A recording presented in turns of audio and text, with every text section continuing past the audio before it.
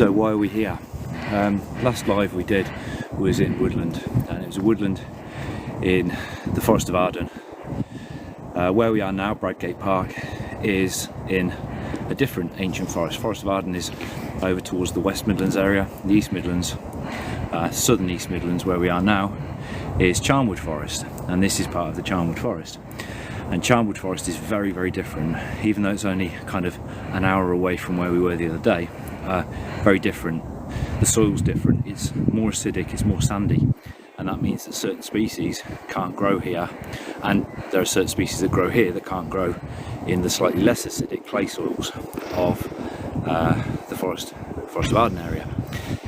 It is a forest, but there's not a huge amount of tree cover, and that's because the acidic sandy soil generally lends itself to more heathland, and this is closer. It's not true heathland, but it's closer to a heathland, which is where you get these big open bracken fields. This is a managed park. It has two managed species of deer in here, fallow deer and red deer, which do live over where we were the other day, but not in huge numbers.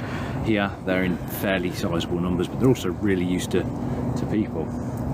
So there's a lot of things that we can see here that we can't see where we were the other day, and vice versa. One of the other reasons we come here is it gives a completely different environment for tracking in. It's much more open, which means that the tracks will weather quicker.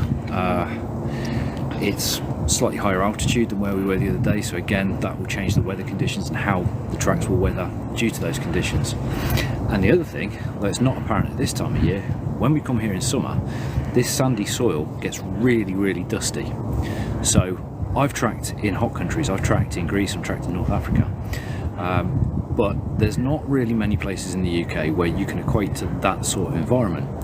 In summer, this place, because it's so open, there's no shelter, there's no shade, and it's got sandy soil, this soil dries out and you get this dusty soil, very similar to what I've tracked in Greece. So for us, it's a great proxy or analogue for tracking in hot countries when we can't get out to hot countries. So it's a great place to come out. It's also, you know, the deer population here is high enough that we are guaranteed, pretty much guaranteed, to see some deer, probably both species. In fact, I'm almost certain that if we go around this little rise here into that saddle between the two hills, we'll probably drop into an area where there's a reasonable amount of deer. Might be wrong, but we'll see.